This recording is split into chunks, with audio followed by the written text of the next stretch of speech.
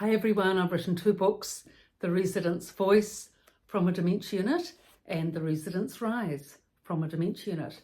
Today's session is on de-escalating anxiety, practical techniques to de-escalate anxiety for, say, your mother in a dementia unit. So this is quite different.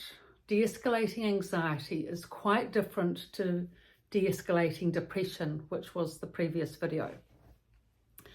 So typically with someone with anxiety, say your mother with anxiety in a dementia facility, the refrain often goes, you know, I want to get out, can't I go home, when are you going to take me home, and then the tone starts increasing, it gets louder and louder, and then it can become, you know, like really aggressive and raucous at the high end.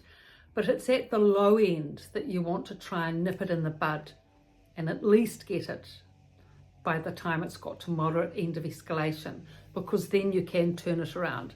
If it gets to high level raucous anger screaming, then it's too difficult. So say you've come in and your mother is saying, you know, she wants to get out, she wants to go home, you've talked it through a bit, but you know, no engagement with that. Rather than sitting and doing compassionate listening, which I know Buddhist monks are very good at, and genuinely I'm saying that, all of us haven't got that capacity, because what happens is if we just sit and listen for too long, we can start drowning in it. It's very difficult to detach and distance from someone with dementia who's just repeat on this sort of anxious role of comment.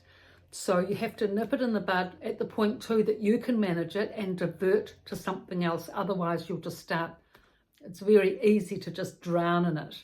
So again, the ever-present activities bag that hopefully you've got with you is really good in this instance. So if mum's starting to, you know, rev up, just say, look mum, I'm here, I know it's distressing, I know it's difficult, but look, why don't we just do some activities here at the kitchen table? And, you know, she might, oh, I'm not interested, I don't want to do that. Keep persevering. Look, mum, really, it really will be a lot better if we can just sit down, both of us, and do something together that we're both interested in. Keep diverting. And if not that, look, okay, so if you're not interested, do you want me to get you a cup of tea?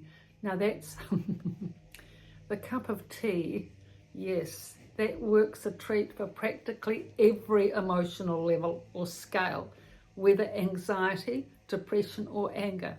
Would you like a cup of tea? That's always, you know, as a last resort, that practically always works. So get them a cup of tea, and if there's a piece of cake or a sandwich there that they like, get that as well, and make a bit of a ceremony out of it. Bring it back. Here it is, mum, and I know you like sugar and, you know, milk, just so. Sorry about the tree out there being sawed down. It's going all day. So get all that set up, or coffee or Milo, whatever she likes. And also in your activities bag, if you've just got, you know, a few sweet treats that she likes, you know, peanuts, or oh no, not peanuts, maybe that's a bit difficult with false teeth and swallowing. You know, some nice sort of scone or a muffin or whatever. Or chocolate, yeah, lots of residents like chocolate. Lots of them eat a lot of chocolate. I don't know how they cope having all that sugar, really, I don't. But anyway, give her a little bit of that and, you know, sweeten her up a bit. So she's so busy having a cup of tea and eating chocolate that she's sort of forgetting a bit. Well, she can't talk when she's eating anyway, so that's a point. Just a few chocolates, caramel chocolates, yeah. That'll take a bit of time to get through. So by that time, you've got the activities set up and she's sort of forgetting that she was so, you know, ranting on. And hopefully now she's working with you. Maybe the colouring in is easier because, you know, to concentrate for a jigsaw puzzle after you've been anxious and getting up to angry, it's probably too much to de-escalate enough to do a jigsaw puzzle where you have to focus quite a lot, but colouring in is always good, you know. Get some nice pictures that you can colour in together, and that will help. You know, de-escalate, focus, concentrate, be present, you know, cup of tea, nice conversation, all of that. So just simmering down. And then once she's focused on an activity and putting her energy into that, then she's less likely to be putting her energy into the anxiety and anguish of wanting to get out and all of that. It takes so much energy actually going on and on like that, and it's exhausting for them. So it's so much better, and better for the staff, better for the residents, because it's really noisy in a dementia unit with all these people going on like this. And the more, even if you can just help one person, that being your mother, to settle down and calm down, just one person, if you can help her, it will drop by drop, these things all help in creating a calmer environment in a dementia unit. Everything helps and everything's appreciated. So these are just some of the ways to de-escalate anxiety. If she has become quite escalated though, and you're unable to, all of these techniques aren't working, probably the tried and true activity is, well, I think, Mum, it's time that we just go out for a walk in the sunshine. And if she's sort of not up for that, up for walking, just say, well, that's okay, Mum, we'll just go in the wheelchair, you know, I'll put on a jacket and put on your hat, and that's all you need. I will wheel you. And look, it's very difficult for mother to resist that. Everyone loves going outside on a sunny day. And once you're outside with the birds and, you know, the trees, and, you know, if it's a beautiful sunny day, autumn, spring, doesn't, even winter, doesn't matter. It is quite difficult actually. If you go for a walk, we all know how depression settles or anxiety settles after a walk. You know, the endorphins go. Even in a wheelchair, she's still sitting up there and all perky.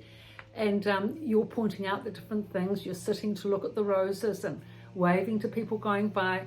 And the anxiety will settle with that. It always does with a lovely walk outside, you know, in part of nature, being part of nature, and with your daughter and having a lovely trip out. It's a treat, and it does work, and it is worth making the effort to do that. It is a bit of an effort getting the chair out and getting her in it, and you know, everything's a bit of an effort at a dementia unit, especially if she's sort of a bit immobile. She can manage on a walker but not outside. Make sure the walker is well oiled and the plates can go up and down so her feet can go on them easily, and it's easy to wheel, because some wheelchairs are a lot easier to maneuver than others. So just check all that out. But once you're at the unit a while, you'll get to know the good chairs and the equipment and how it all works, and everything becomes easier with practice, doesn't it? Practice makes perfect, or something like that. So these are the various levels to be able to help someone with anxiety. If it gets too difficult and she's complaining and screaming and shouting and anxious and now angry with it, unfortunately at that point, you know, it needs medical attention, and you'll need to mention that at the doctor's meetings, you know, and to talk about other options which generally tend towards medication at that point. So that's why it's much easier if you can help with your mother at the moderate and lower levels, when you are able to turn it round.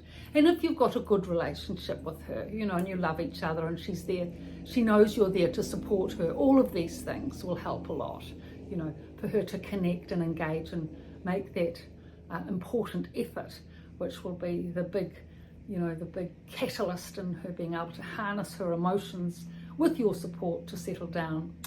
Thank you. So that's it for today on de-escalating anxiety. So I hope that this has been help for all of you out there. Thank you for watching. Thank you for your interest, and please pass this on. Thank you for your likes and your subscriptions.